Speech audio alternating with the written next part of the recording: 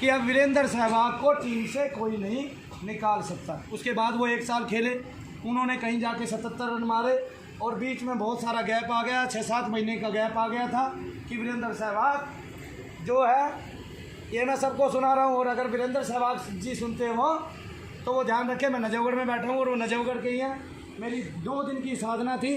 प्रदीप शर्मा जी कोई धामपुर चीनी मिल में मैनेजर है और उनके लिए थी वो, उनका कार्य मैं आपको नहीं बताऊंगा, लेकिन उसके बीच में मुझे स्वप्न सिद्धि थी और मैंने पंडित जी से पूछा, जो मंदिर बक्करवाला में ऊपर बना हुआ है नहर पे, मैं वहाँ रह रहा था और 9 दिन की मैंने उनके लिए साधना की थी।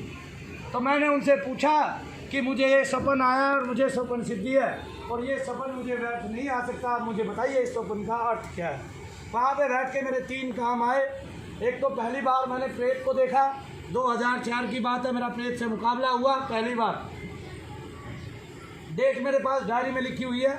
उस प्रेत ने जो क्या कहते हैं, उस पंडित जी के पास था, 8 महीने खीरे का रायता पी के उसने साधा था उसको, और जिसकी वो चौकी लगाता था और जिसको अहम था कि मैं इस गांव में 40 लाख की गाड़ी ला के दिखाऊँगा, क्योंकि ये जो गांव है जाटों का है और इस गांव में जो है ना जाटों के पास बड़ी बड़ी गाड़ियां हैं, तो मैं उनसे भी महंगी गाड़ी ला के दिखाऊँगा। तो मुझे पता चल गया था इसका अहम भाव खुल के ऊपर आया हुआ है। वो उसको दयालु जी महाराज कहता था और उस प्रेत के पास जो है गर्दन उसकी दिखाई देती थी।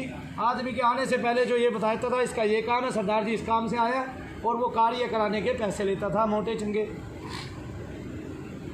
तो पंडित जी ने बताया ये बक्करवाला का जो मंदिर है, इसके जो रहने वाले लोग हैं, जो इसका निर्माण हुआ था और जिस आदमी ने इसका निर्माण कराया था उसके दोस्त का नाम वीरेंद्र सहवाग है। और जब वो न्यूजीलैंड से सेंचुरी मार के आए थे तो उन्होंने उसके उपरांत इस मंदिर की पहली नींव रखी थी, पहली ईंट रखी थी।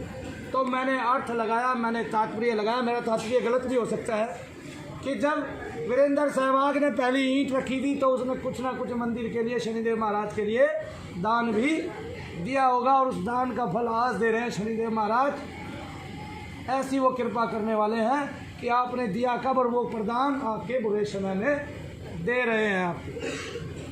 पता है ना, वीरेंद्र सहवाग को 1 साल के लिए बाहर कर दिया गया था और कोई पूछ नहीं रहा था। फिर उसके बाद उन्होंने 77 रन मारे और फिर जब वो टीम से गए तो आदर्श सहित गए। हालांकि वो भव्य स्वागत जो नजफगढ़ के लोग या उनके चाहने वाले चाहते थे वो उनका नहीं हुआ, लेकिन हमारे दिलों ने हमेशा उनका स्वागत किया और ये भी माना कि बहुत अच्छे क्रिकेटर थे और व्यक्तित्व भी बहुत अच्छा था और ऐसे लोग रहेंगे तो भारत का नाम भी रोशन रहेगा। ये तो छोटे छोटे। और उस दयालु जी महाराज ने, जब मेरी पहले दिन की साधना थी, 53,000 मंत्र का मैंने जप किया। उस दयालु जी महाराज ने, क्योंकि उस पंडित ने उसको मंदिर में जगह दी हुई थी, वो तख्त में सोता था और मुझे पता नहीं था और मैं भूल से उस तख्त पे लेट गया। उसने मुझे बेचैन किया और बेचैन करने के साथ साथ मेरे जीवन का भूत प्रेत के वास्ते या किसी सिद्धि के वास्ते पहला अनुभव हुआ। उस प्रेत ने मेरे पैर उठा लिए और मेरे पैर उठाते ही मैंने शनिदेव महाराज को पुकारा। शनिदेव महाराज प्रकट थे, हाथ में हंटर था और फटाफट सट्टाक सट्टाक सट्टाक 3 बार आवाज़ हुई और उसके बाद से दयालु जी महाराज किस लोक में गए कभी पता नहीं चला।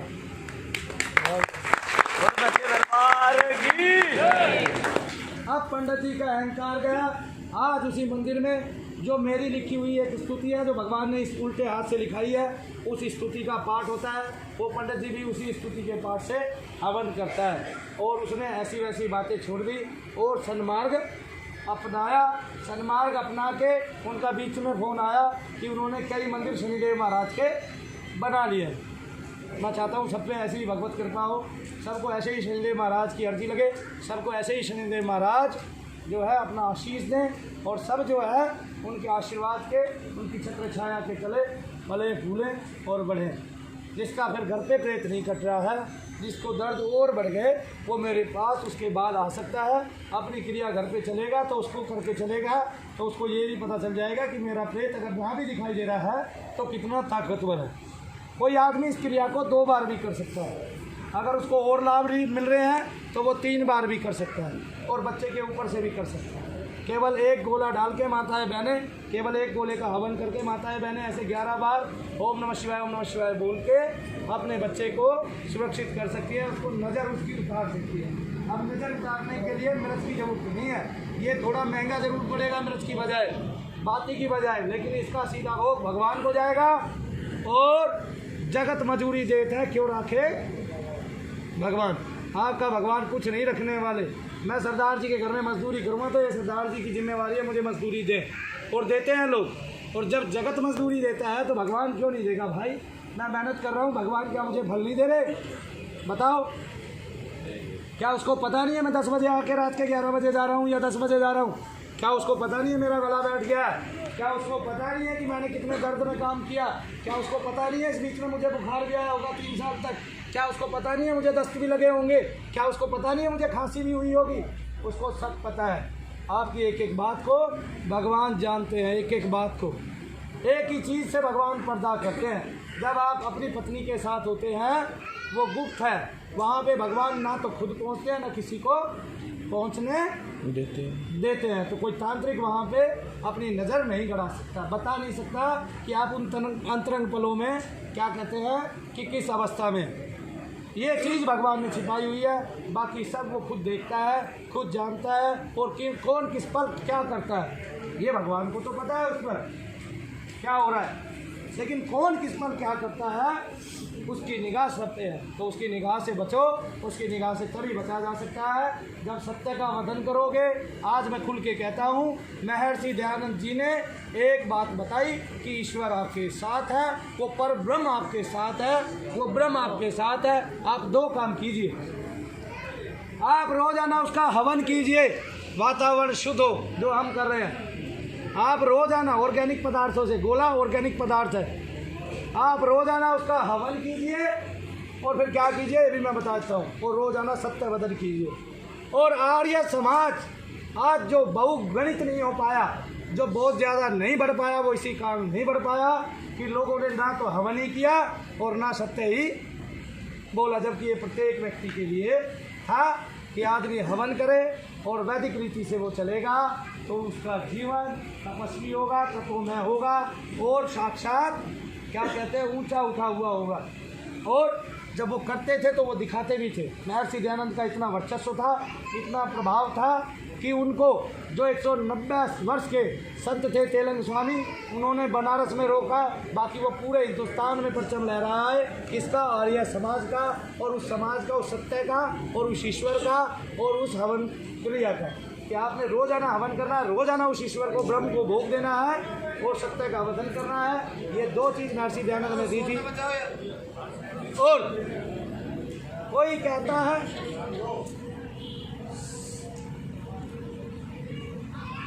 भाई यहीं पे समापन करते हैं। ये दोनों वीडियो लोगों को कार्य कराने में, उनके कार्य सिद्ध कराने में मदद करेगी। आपकी दुनिया भर के रोगों को क्षमा करने में, दूर करने में मदद करेंगी आपको।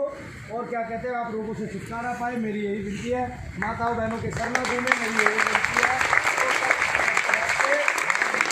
प्रेतों से उद्धार पाए, यही मेरी विनती है। और किसी को भी प्रेत इस रूप में दुखी ना करे जैसे मेरी माताएं बहनें होती है। और मैं शायद जब छोटा था, ठीक है, कहते हुए मुझे जो है विडम्बना हो रही है, मेरा गला भर आता है। जब मैं बालाजी गया था, कम से कम 7 से 8 वर्ष का था, और किसी बहन के बाल खुले थे, उसकी छाती पे पत्थर रखा था, तो मेरी आंखों में आंसू आ गए। मैंने वहाँ पे ही बालाजी महाराज से प्रार्थना की जब मैं 7-8 वर्ष का था। ये बात मुझे आज तक याद है कि ऐसे कभी किसी माँ का, किसी बहन का सर नहीं घूमना चाहिए। ठीक है, मैं बहुत ज़्यादा भावुक हूँ। क्यों? कल भी मैंने दिखाया, संसार है, सबके पास एक वैल्यू है, इज्जत है। और जो मनु भैया ने आज तक वीडियो डाली है वो लोगों को संदेश देने के लिए डाली है। इनसे डरना नहीं है बिल्कुल भी। अपने घर में अपने बच्चों को बोल देना कि इनसे डरना ही नहीं है भूत प्रेत से। अगर किसी को हाजिरी ताकतवर आती है तो छोड़ दो उसके भरोसे, और भगवान से केवल दूर से दुआ करो, उसमें ध्यान देना बंद कर दो। जब प्रेत पे आपका ध्यान नहीं होगा तो वो। और एक बात, कोई भी भाई अगर आज मुझे सुन रहा है तो प्रेत के किसी भी वचन को वो सच्चा ना जाने। क्यों? क्योंकि ये वसवसा डालते हैं। ये बात कुरान शरीफ में लिखी हुई है, ये झूठ बोलते हैं। ये बात हिंदू ग्रंथों में है कि इन्होंने भ्रम जाल फैलाना ही फैलाना है। आप इनकी एक भी बात को सत्य ना माने। ये कहते हैं मैं भगवान हूँ, मैं भोलेनाथ हूँ, फैल कर दे। ये कहते हैं कि मैं माता हूँ, छोड़ दें। ठीक है, आपके पास कोई तर्क नहीं है। कोई प्रेत आता है, आपने कोई सिद्धि नहीं की, आप 40 दिन बैठ के जप नहीं किया और आपके अंदर जो प्रेत है वो एकदम से माता बन के खड़ा हो जाता है। आप यहीं से आइडिया लगा लें कि अभी तक तो आपने कुछ किया ही नहीं है जिससे आपको कोई सिद्धि मिले माता की, तो फिर माता आ कहाँ से गई। तो इसलिए सारी चीज़ें छोड़ के और जो है अपना संकल्प ले। जैसे मैं कहता हूँ, मैं सत्यवदन करता हूँ, शनिदेव महाराज के सामने हाथ उठाकर कहता हूँ, और जो मैंने बताया सब मेरे अनुभव में है, सब मेरे अनुभव में है। मैं अनुभव से चला हूँ, मैंने दुख पाया है, मैंने कष्ट पाया है, कष्ट पाके मैंने मंत्रों को सीखा है, किसी पंडित का सहारा नहीं लिया, केवल शनिदेव का सहारा लिया है। वही मेरे गुरु है, वही मेरे इष्ट है, वही मेरे आधार है। मेरी सब देवों में समान श्रद्धा है, सब धर्मों में समान श्रद्धा है, सब देवों में समान श्रद्धा है, सब धर्मों में समान श्रद्धा है। ये आज मैं करके भी दिखाऊंगा आपको, क्योंकि मैं जो कहता हूँ वो करके ही दिखाता हूँ। फिर भी भारत के 4 बड़े चैनलों से मैंने आपका पीछा छुड़वा दिया है, जो लोग केवल झूठ के आधार पर, लोक कल्याण के नाम पर बहाना भरते हैं, फ्रॉड करते हैं और ये सारे कार्य करते हैं। जय शनिदेव, जय शनिदेव, या शाबिर सच्चे दरबार की जय, शनिदेव महाराज की जय, शंकर भगवान की जय। प्राणियों में सद्भावना हो, प्राणियों में सद्भावना हो, विश्व का कल्याण हो, विश्व का कल्याण हो। भारत माता की जय, गौ माता की जय, गौ माता की जय हो, भारत माता की जय हो। और तांत्रिकों का नाश हो, तांत्रिकों का नाश हो और विश्व का कल्याण हो, कल्याण हो। बोलो जय शनिदेव, जय शनिदेव, जय शनिदेव, जय शनिदेव, जय शनिदेव, जय शनिदेव, जय शनिदेव, जय शनिदेव, जय शनिदेव, जय शनिदेव।